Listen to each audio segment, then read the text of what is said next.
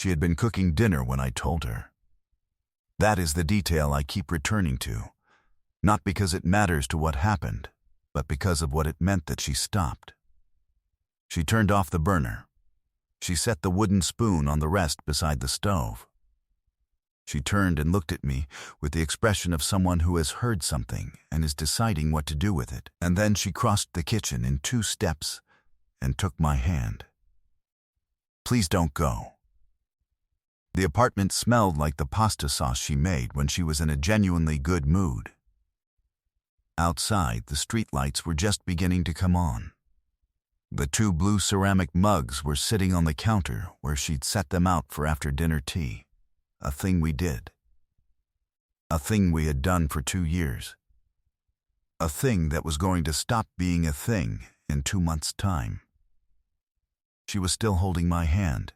She had not said anything else. "My name is Owen Barrett.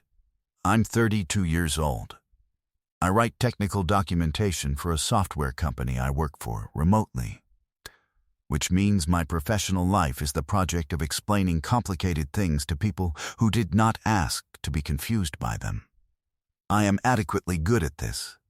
I am somewhat less skilled at the same task when the complicated thing is my own situation, which I am explaining to nobody, in my own head, with considerable imprecision."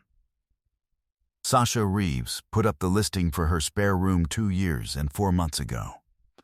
Her previous roommate had taken a job abroad on 3 weeks' notice, which is the kind of news that sounds exciting until you are the person left holding the lease. I was the 4th person to come and see the apartment. I was the first she offered it to, which I learned later was because I had asked about the building's water pressure before I asked about the neighborhood. She had taken this to mean I was either very practical or very suspicious and had decided to find out which over time. We learned how to share the space the way you do when 2 people who value quiet discover they have compatible but different versions of it.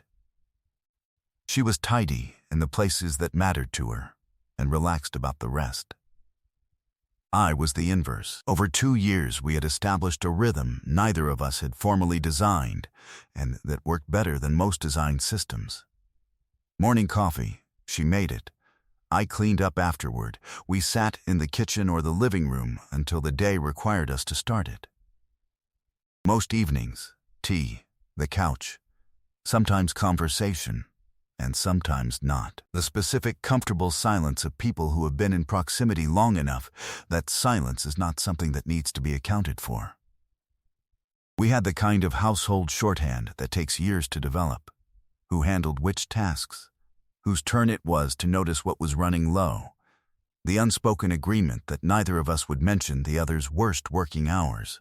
She had bought the blue ceramic mugs at a flea market the first month I lived there. 2 of them. Matching, pale blue with a wide rim, except that mine had a small chip on the handle from an encounter with a cabinet door she had never fully explained, and she had, when I discovered it, simply said it was the cabinet's fault in the tone that meant this topic was resolved. They lived on the 2nd shelf, side by side. She used hers every morning without exception. On the evenings she seemed to know, through some mechanism I had never been able to identify, that I needed tea before I had identified this myself. Mine appeared on the counter. I had been in love with her for 14 months. I had been making plans to leave for 3 of them. The reason I gave her for moving out was real and true. I had found an apartment. 3rd floor, east-facing, 1 bedroom. A quiet street 2 blocks from the co-working space I occasionally used when working from home felt too close to simply living from home. Sensibly priced, the kind of place that made practical sense for a 32-year-old who had been a roommate for the better part of a decade, and who had reasonable grounds for concluding that it was time. Every word of this was accurate. The reason I had not given her was also true, and 3 months old. And it started on the night she came home from a work event that had gone wrong in the particular way events go wrong when someone you trusted behaves badly in a room full of people. She had not wanted to talk about it. She had changed into the gray sweatshirt she wore when she had decided she was done with the day, and come to the couch, and we had put on something that neither of us were watching, and at some point she had fallen asleep with her head on my shoulder. I had not moved. I had stayed in exactly that position for 2 hours, awake, aware of the sound of her breathing and the weight of her head and the specific quality of a room where someone trusts you enough to fall asleep beside you without thinking about it.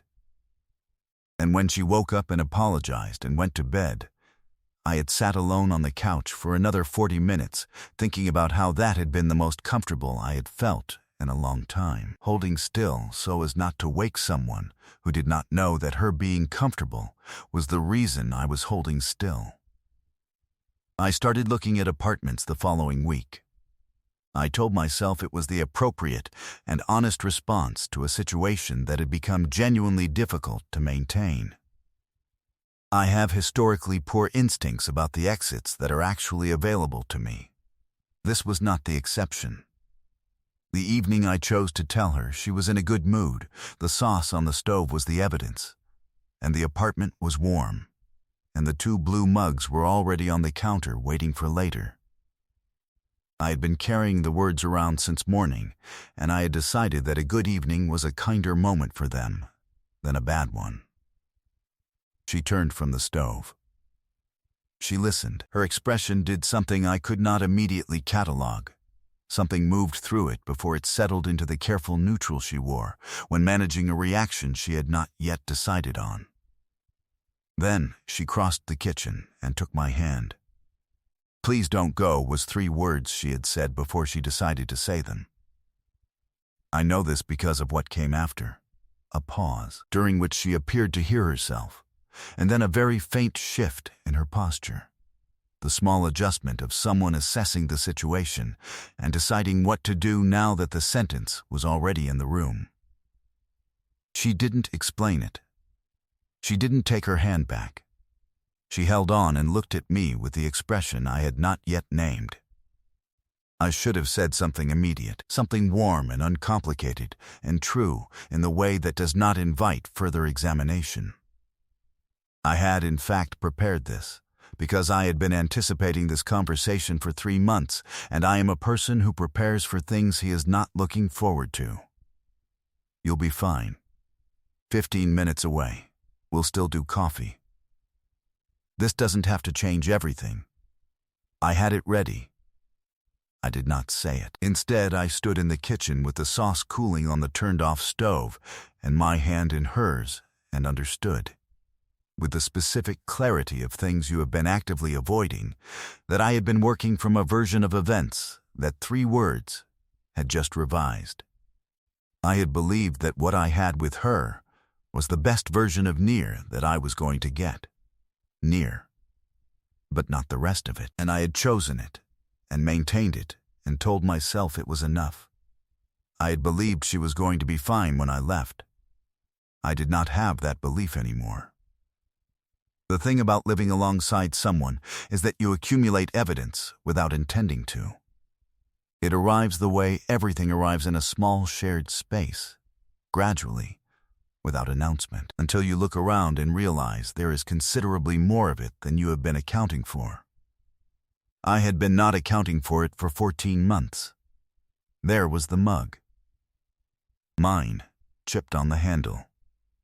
On the evening she seemed to know, through some faculty I had never successfully identified, that I was going to need tea. It appeared on the counter before I'd said so. She had never mentioned this as a practice. I had filed it under, "She is attentive. This is what attentive people do." This was not wrong. It was not the whole picture. There was the introduction. 8 months ago, at a gathering of her friends, she had said, simply, without emphasis, as a factual description, "Owen knows me better than anyone else in this city." Her friend had looked at me with an expression that I had not decoded at the time, and was now reading retrospectively with considerable accuracy. I had filed it under, "We have built something real, and she is acknowledging it. Also not wrong. Also not the whole picture." There was the apartment offer she had turned down 6 months ago. A friend's larger flat, better light, lower cost per person. A kitchen that did not require 2 people to negotiate the space when both were cooking. She had said she liked it here. She had not mentioned that staying meant paying more for less. I had not asked, because I had become very practiced at not thinking carefully about what certain answers might mean. There was the storm 4 months back, a power cut that took the building offline for 6 hours. She had knocked on my door not because she was frightened. Sasha was frightened by very few things I had ever observed. But because, she said, it seemed like the sort of thing that was better with company. We had sat on the kitchen floor with candles and her emergency radio and talked for 4 hours about things neither of us had said out loud before. At some point I said, I don't know anyone who thinks about things the way you do. She was quiet for a moment and then said, very simply, I know. Not with arrogance, just, I know that you think that. And I want you to know that I know. I had filed this under deep friendship. Specifically, I had very poor filing practices for a person who worked in documentation. There was also this, something small enough that it had taken me a long time to notice, and once I noticed it, I could not unnotice it. She never made plans that would take her away from the apartment on the evenings she knew I was having a difficult week. I had not told her, most of the time, that I was having a difficult week. She had noticed anyway. She stayed in those evenings without announcing that she was staying, and I had been receiving this without understanding what it meant. The way you can receive a thing for a long time before you allow yourself to know what it is. I was a person who wrote documentation for a living. I cataloged things for other people's clarity. I had spent 14 months creating a deliberately illegible file on the subject of Sasha Reeves. That is not a recommended professional practice, and I was not unaware of the irony. She had not let go of my hand. The kitchen was quiet in the specific way a room is quiet when what it has been waiting to hold has finally arrived. Outside, the streetlights were doing their amber work through the window above the sink. The sauce had gone still on the stove. The apartment had the quality it had late on good evenings, warm, slightly dim. The sound of the city at a comfortable remove. She turned to look at the counter, at the 2 mugs, side by side, where she had set them an hour ago. The one on the right was mine, the chip just visible on the handle. Hers was on the left. She had been placing them this way for 2 years without either of us naming it as a thing.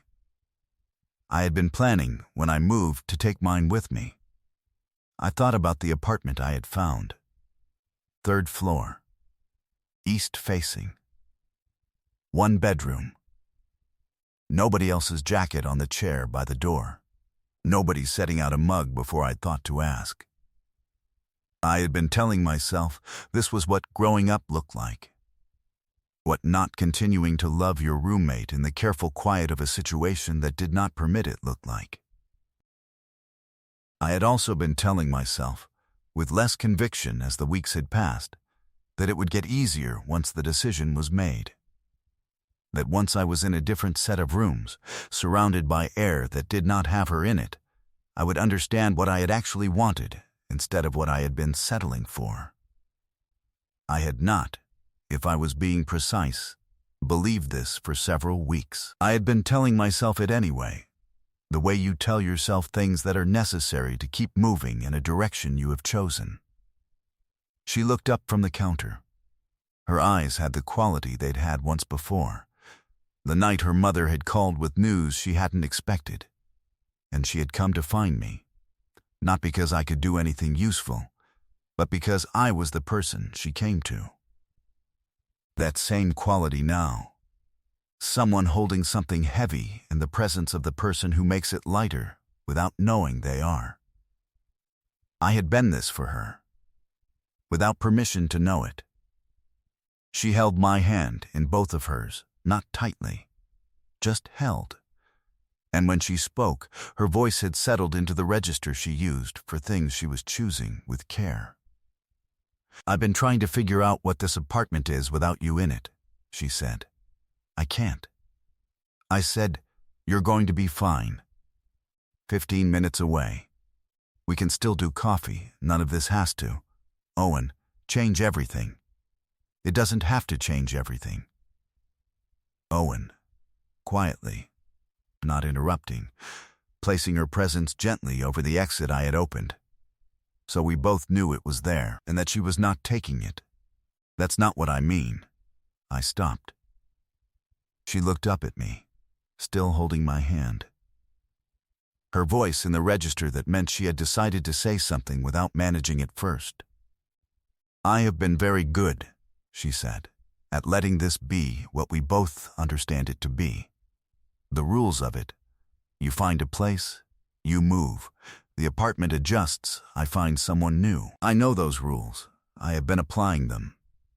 She looked at our hands. "And then you told me tonight, and my hand did that before I decided it was going to." I said, "Say what you want to say." She was quiet, not stalling, assembling. I had learned the difference. "I set your mug out in the evenings," she said. "Not because I forget you're capable of getting it yourself, because I like seeing both of them on the counter." A pause. "I renewed my lease last year to match yours. I didn't tell you. I didn't want there to be an end date I didn't know about." Something in me went very still. "And May's apartment," she said. 6 months ago. I know it was more space and less money and better light. I couldn't figure out how to be there instead of here, so eventually I stopped trying to figure it out." She exhaled. "That is not the whole reason I stayed. But it is not a reason." I looked at her. At everything she had just set down between us, carefully, precisely, without tidying any of it. I said, "You can let go of my hand." She looked down at where she was still holding it. Then up at me. She did not let go. "The storm," I said. She waited. "The power cut. 4 hours on the kitchen floor." I paused. "I told you I didn't know anyone who thought about things the way you do. And you said I know." Not as a compliment acknowledged. As something specific, like, "I know that you see that about me, and I need you to know that I know." I looked at her. I went to bed that night and thought about how that was the most specific version of not enough I'd ever felt. Knowing exactly what this was, and not being allowed to have the full shape of it. She was very still. "And 3 months ago you fell asleep on my shoulder," I said. "And I didn't move for 2 hours, because moving would have woken you up. And you didn't know, that was why I was holding still. And afterward I thought, I have to do something about this. Because staying the way things were was going to be unkind. To both of us." "The apartment you found," she said slowly. "The honest choice," I said. "What you do when staying has become unfair." I held her gaze. "And then you said 3 words before you decided to say them." She looked at me for a long moment, at my face, at our hands. Then she reached up slowly and set her palm flat against my chest, deliberate, light. The touch of someone who has been moving toward something for a long time and has finally let themselves arrive. "Don't take it," she said. "Please." I covered her hand with mine. We stayed like that for a while, the apartment warm and quiet around us, the mugs on the counter, the sauce on the stove that neither of us had thought about in quite some time. And then my phone lit up on the counter, a notification from the listing service reminding me that my deposit hold expired in 48 hours and asking did I wish to proceed. Sasha read it over my shoulder. She looked at me. She said, with tremendous composure, excellent timing on their part. I said I was going to decline. She said, "Good. Now help me figure out if the sauce is still viable." I said I was not optimistic about this. She said I've revived worse, and she was correct, and we ate at 10:15, and it was completely fine. I did not take the apartment. I sent the decline the following morning, a message that took 11 seconds to type and had taken 3 months to arrive at by a considerably longer route. 4 months later, we rearranged the apartment. Not dramatically. Her drafting table moved to the wall she had always wanted for it. My desk to the room, with better morning light. The kitchen acquired a small shelf that turned out to resolve a storage problem we had not realized was a problem. We discussed none of this as a declaration of anything. We discussed it as the practical matter it also was. A year after that, her sister came to stay for a week and asked me, while Sasha was out one afternoon, how long we'd been together. I said about a year. Her sister said, I knew before that. I knew when she stopped sending me apartment listings. I asked what she meant. She said, every few months she'd forward me something. Better location, more light, lower rent. Say she was thinking about it. And then 18 months ago, she just stopped completely. She looked at me in the patient way of someone who has been holding information they considered overdue. She stopped looking. I thought about the lease renewal Sasha hadn't mentioned, the apartment offer she had turned down, the mug on the counter on the evenings she seemed to know. All the small and specific evidence I had been choosing not to add up for 14 months. In the apartment where both mugs still lived on the second shelf. Mine was still chipped. We had not replaced either of them. Some things don't need to be fixed. They just need to be kept exactly as they are.